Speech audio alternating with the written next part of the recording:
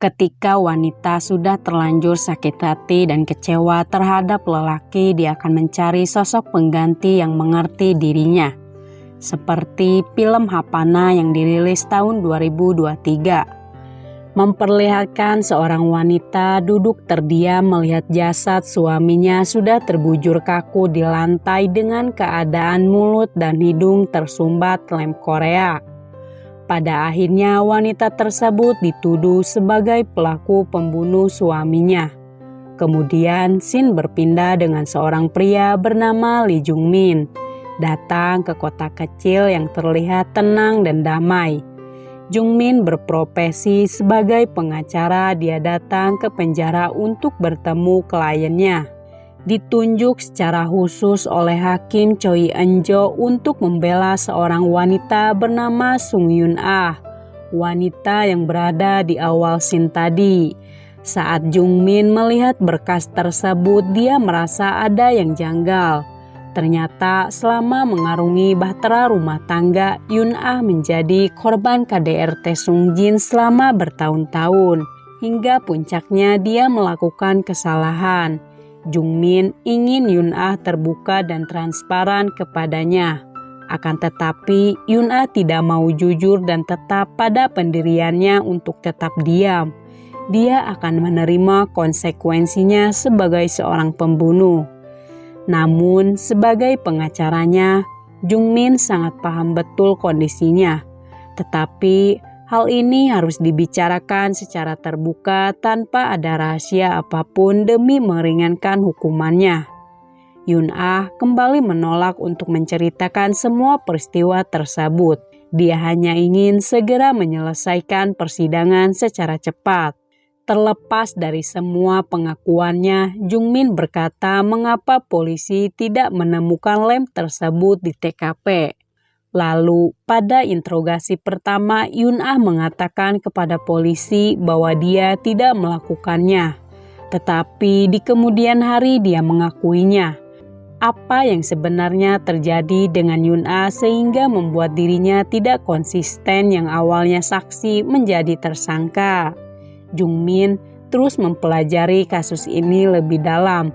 Isi dari catatan tersebut dikatakan jika Sung Jin tewas meminum propofol dengan dosis tinggi dan saat tertidur Yun-ah menuangkan lem ke mulut dan hidungnya. Motifnya semakin kuat dengan latar belakang dari Sung Jin merupakan pengusaha, memiliki kekayaan sangat besar dan beberapa polis asuransi jiwa dugaan kuat mengincar harta warisan. Jung Min sedikit kesal dengan polisi menyita buku diari Yun-ah tanpa ada surat perintah. Tiba-tiba asistennya memberikan sebuah paket untuk Jung Min. Dalam isi paket itu terdapat Alkitab, ada pesan dan gambar bunga ditunjukkan untuk Yun-ah. Pengirimnya bernama Hapana. Yun-ah sendiri rupanya adalah mantan aktris, dia juga seringkali ke gereja. Kemudian Jung Min kembali datang meskipun mengetahui jawaban dari Yun-ah yang enggan berkata jujur. Dia memberikan Alkitab yang dikirimkan oleh seseorang yang mengenal Yun-ah bernama Hapana. Pesan itu ditunjukkan kepada Yun-ah bahwa jangan takut karena aku bersama kamu. Pada awalnya Jung Min menyuruh Yun-ah untuk melakukan sumpah bahwa dia melakukan pembunuhan tersebut. Tentu saja Yun-ah marah karena Jung Min terus memaksanya dan menyudutkannya. Jung Min tidak menyerah begitu saja. Kali ini dia membicarakan tentang Min-ji yang sangat membutuhkan ibunya.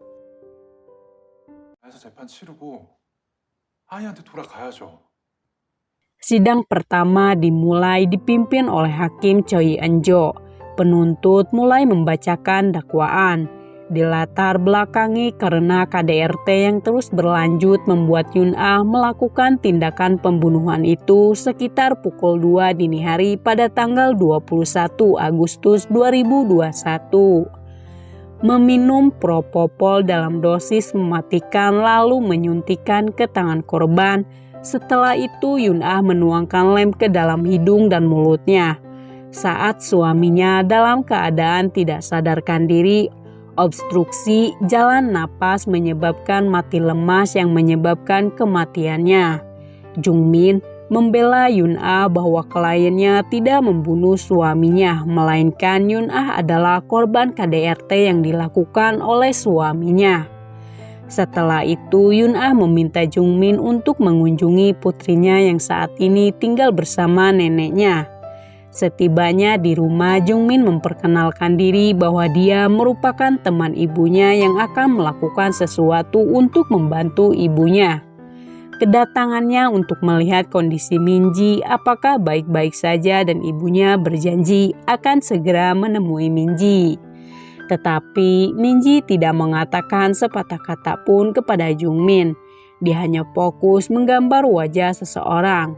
Sementara Suah masih penasaran jika memang Yun-ah melakukannya, seharusnya dia bersikap terbuka kepada pengacaranya.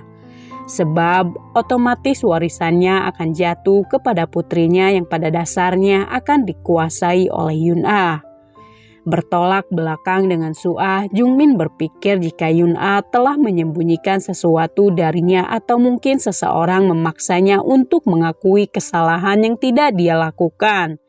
Sosok tidak dikenal telah mengirimkan rekaman video tentang Yun-ah yang berada di bawah tekanan polisi. Sidang kedua dimulai dengan saksi pertama. Kim membeberkan fakta mengejutkan. Dalam diari tersebut terbukti Yun-ah menggunakan propofol dengan dosis mematikan. Kata-kata obat tidur atau mati menjadi semakin kuat jadi barang bukti, walaupun Yun-ah tidak pernah memberikan buku diarinya secara sukarela. Hal ini menjadi perdebatan bagi Jungmin sebab polisi melanggar hukum. Terlihat Kim memaksa Yun-ah untuk melakukan reka adegan pembunuhan itu. Pada awalnya Yun-ah memberikan kesaksiannya bahwa setelah memakai propofol keduanya tidak sadarkan diri selama beberapa jam. Di pagi hari Yun-ah terbangun lebih dulu dan melihat kondisi suaminya sudah meninggal.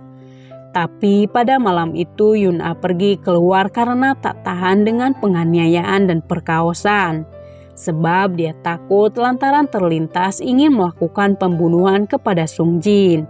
Yang jadi pertanyaan semuanya adalah siapakah orang yang telah membunuh suaminya jika bukan Yun-ah. Terlebih polisi mengatakan tidak ada tanda-tanda penyusupan, menjadi semakin kuat dugaan Yun-ah adalah pelakunya. Ji-yong adalah adik dari Sung Jin. Dia kesal sebab Yun-ah kali ini menyangkalnya. Dia sedang memikirkan apakah dirinya harus bersaksi menguntungkan Yun-ah atau sebaliknya. Ji-yong mengetahui jika Yun-ah kerap kali mendapatkan KDRT dan mungkin pernah terlintas di benaknya untuk membunuh kakaknya. Lalu Ji-yong menawarkan penawaran khusus kepadanya. Sedangkan jaminannya adalah Minji. Yun-ah harus memberikan hak asuhnya kepadanya. Seandainya dia memenangkan petisi, otomatis Minji akan menjadi miliknya. Orang-orang tidak akan membiarkan seorang pembunuh mengurus anak kecil. Scene menunjukkan sebelum peristiwa itu terjadi. Yun-ah meminta izin kepada Sung Jin untuk keluar mencari udara segar. Ironis, Sung Jin melarangnya dan marah terhadap Yun-ah. Terjadilah pemukulan dan pemerkosaan. Dia terbangun langsung menyuntikkan kembali propofol. Sial, Ji-yong menyandra Minji pada malam itu. Dan ternyata semua ini hanyalah mimpi buruk Yun-ah. Dia pun menjadi aneh. Lantas dia pun memberitahu Jungmin jika Ji-yong mendatanginya dan berniat merebut Minji. Kepolisian berhasil menemukan saksi ketika Yun-ah berada di luar rumah pada malam kejadian. Pria itu telah melihat hal aneh yang dilakukan oleh Yun-ah dengan mobil sedan putih. Dikatakan Yun-ah sedang berpelukan dengan seseorang yang mungkin selingkuhannya. Secara mengejutkan, Yun-ah tidak bisa membantah semua tuduhan itu dan dia mengakuinya. Spekulasi semakin kuat jika dia telah bersekongkol dengan kekasih gelapnya untuk membunuh suaminya. Hakim Choi membuka diari milik terdakwa. Dia terpaku dengan curhatan hati Yun-ah. Kehidupannya begitu sulit, tak ada tujuan ataupun seseorang yang dapat membantunya dari tekanan itu. Namun, siapa sangka keajaiban datang mengubah segalanya. Seseorang masuk ke dalam hidupnya. Pertemuan mereka dimulai ketika Yun-a mengikuti klub buku. Yun-a jatuh cinta kepadanya hingga hubungan mereka terus berlanjut. Yun-a merahasiakan identitas dari selingkuhannya kepada Jung-min. Hal itu membuat Jung-min berpikir keras siapakah sosoknya. Sulit baginya untuk membebaskannya sebab Yun-a kini mempunyai tangan kanan. Kecurigaan mereka mengarah kepada Ji-young yang merupakan seorang mantan perawat. Mereka mengirim Suah untuk mendapatkan bukti bagaimana Ji-young menggunakan propofol pada orang. Singkatnya, Suah mendapatkan bukti yang mereka inginkan. Sidang kembali dilanjutkan, kali ini giliran Ji-young. Dia bersandiwara bersedih atas kematian kakaknya. Sial, kesaksian Ji-young bisa memberatkan Yun-a dengan kebohongannya dan membeberkan fakta perselingkuhan Yun-a. Jung-min membalasnya bahwa Ji-young mempunyai niat buruk. Sebenarnya dia hanya mengincar warisan dari Sung-jin, sebab kekayaannya jatuh kepada Min-ji jika Yun-a dinyatakan bersalah. Dengan begitu, Ji-young bisa mengelola kekayaannya dengan dalih mengajukan hak asuhnya agar berpindah tempat kepadanya. Selain itu, Jung-min menjelaskan jika Ji-young membenci kakaknya lantaran tidak diberi pinjaman uang. Tak cuma itu saja, Jung-min memberikan bukti tambahan sebuah percakapan antara Ji-young bersama kliennya. Jika Ji-young pernah memberikan propofol pada manusia. 그런 적 없습니다. 어느 고객과 대화한 내용을 녹취록 형태로 제출하겠습니다. Singkatnya, Hakim Choi bertemu secara pribadi dengan Jung-min. Dia memberikan saran untuk tidak bekerja keras dalam kasus ini. Kecil kemungkinan bukan Yun-a pelakunya. Perilaku yang seperti itu tidak akan disukai oleh penuntut, terlebih lagi Jung-min sebentar lagi mengajukan diri di kejaksaan. Sebaliknya, Jung-min tak mempedulikannya sebab ini adalah pekerjaannya. Hakim Choi memberitahukannya bahwa bukti rekaman audio itu tidak bisa memberatkan Ji-young sebagai pelakunya atas spekulasi kecurigaannya selama ini. Untuk saat ini, Ji-young hanya dianggap sebagai pemasoknya. Satu-satunya cara untuk membuka kebenaran, Jung-min harus membawa selingkuhan itu yang dilindungi oleh Yun-a. Dengan demikian, semuanya akan terungkap karena Yun-a mempunyai alibi kuat. Sementara Ji-young mendatangi Min-ji untuk menanyakan pada malam itu apakah dia menyaksikan semuanya. Ji-young terus memaksanya untuk berkata jujur. Hal ini membuat Min-ji ketakutan. Tak lama dia dibawa ke rumah sakit. Jung-min pun datang untuk melihat kondisinya. Min-ji berkata dia ketakutan dengan peristiwa tersebut. Awalnya Min-ji ingin mengatakan sesuatu tentang mimpi yang dilihatnya pada malam itu. Tetapi dia mengurungkan niatnya untuk berkata jujur. Min-ji selalu teringat dengan janji yang dia sepakati bersama ibunya untuk tetap diam. Jangan pernah memberitahu siapapun. Perlahan-lahan sosok Hapana mulai terungkap, di mana Jung-min melihat paperback milik Min-ji. Setelah itu dia mendatangi toko buku tersebut. Awalnya tak ada yang aneh dengan toko buku ini, tapi Jung-min melihat foto-foto Yun-a berada di sana dengan pria itu. Lantas dia bertanya bagaimana pria itu mengenal Yun-a. Apakah orang itu juga mengirimkan Alkitab dan Peks pada dirinya? Pria itu menjelaskan bahwa dia hanya berteman dengan Yun-a. Kemudian Jung-min mendatangi Yun-a untuk memberikan kabar bahwa kejaksaan akan meminta Min-ji untuk bersaksi sebab Min-ji melihat sesuatu pada hari itu. Sontak saja Yun-a melarang keras tindakan tersebut lantaran Min-ji masih di bawah umur. Begitu pula kondisinya sedang kesulitan. Kala itu Min-ji sedang tidur, dia tidak mengetahui apa yang sebenarnya terjadi. Jungmin meminta Yun-ah untuk berkata jujur kepadanya apa yang sebenarnya dia sembunyikan dan kenapa dia terus melindungi pria itu. Yun-ah menjelaskan dialah yang melakukan ini semua. Dia menegaskan tidak ada yang bisa membantunya. Saat di parkiran, Jungmin melihat mobil sedan putih. Dia mengenali kalung kapal itu yang pernah dikenakan oleh Yun-ah. Pada akhirnya orang itu muncul mengunjungi Yun-ah. Jungmin tak bisa berkata-kata dengan apa yang dilihatnya barusan. Semua kebohongan yang dilakukan oleh Yun-ah begitu tulus. Ada seseorang yang dia ingin lindungi demi menjaga reputasi. Sidang kembali dilanjutkan. Kejaksaan bersikeras untuk menghadirkan Minji sebagai saksi. Meskipun belum genap 8 tahun, Jungmin sudah membuat rencana demi membebaskan Yun-ah bahwa dia tidak bersalah dalam kasus ini. Jungmin akan menghadirkan sosok selingkuhan yang selama ini dilindungi oleh Yun-ah.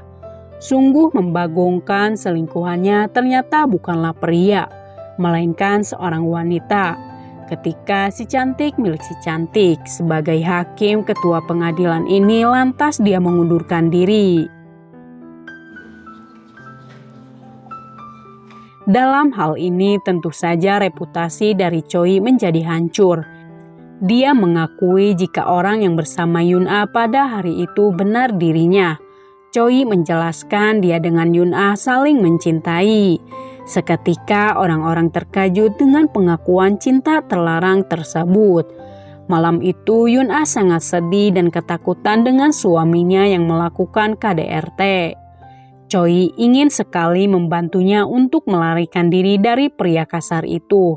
Namun Yun-ah menolaknya lantaran mereka akan dalam bahaya jika suaminya mengetahui hubungan gilanya bersama wanita idaman lain. Yun-ah kembali ke rumahnya pada jam 3 pagi. Choi memberikan bukti rekaman dashboard jika Yun-ah tidak bersalah dalam kasus ini. Pada malam kejadian, Yun-ah datang jam 12 malam sampai jam 3 pagi. Sedangkan suaminya meninggal pada pukul 2 dini hari. Choi merasa bersalah karena dia terlambat untuk bersaksi, sebab dia sangat takut kehilangan pekerjaannya yang merupakan seorang hakim. Tetapi dia menyadari satu hal, jika dia kehilangan Yun-ah semuanya akan hilang. Dia hanya meminta maaf karena terlambat bersaksi. Scene menunjukkan pertemuan di antara keduanya di tempat toko buku Hapana. Sejak awal Yun-ah mulai tertarik kepada Choi. Dia memulai percakapan terlebih dulu. Siapa sangka hubungan terlarang itu berlanjut begitu jauh. Choi mengetahui jika Yun-ah korban dari KDRT. Dia selalu menemaninya dan menghabiskan waktu bersama-sama di pantai. Singkat cerita, Yun-ah akhirnya bebas dari tuduhan tersebut. Minji berhasil menepati janjinya untuk tetap diam. Lagi-lagi dia terus mengatakan bahwa semua ini hanyalah mimpi buruknya. Di dalam mimpi itu, Minji menghukum ayahnya lantaran terus melakukan penganiayaan terhadap ibunya. Keduanya teralihkan dengan lukisan Minji begitu mengerikan. Jungmin bertanya mengapa seorang anak menggambar ini semua. Seharusnya tidak dialami oleh anak seusianya. Pada akhirnya, misteri pembunuhan mulai terkuak siapakah orangnya. Tanpa diduga, Minji adalah sosok pembunuh ayahnya. Ketika malam kejadian, Minji rupanya menyaksikan peristiwa penganiayaan itu. Janji yang selama ini mereka buat demi melindungi Minji. 2 tahun kemudian, Jungmin akhirnya menjadi jaksa yang sukses. Dia telah menikah dengan Suah dan memiliki seorang putri. Di dalam pekerjaan ini mengambil keputusan tidaklah mudah. Yang penting baginya bukan sekedar mencari tahu faktanya, tapi melindungi kebenaran.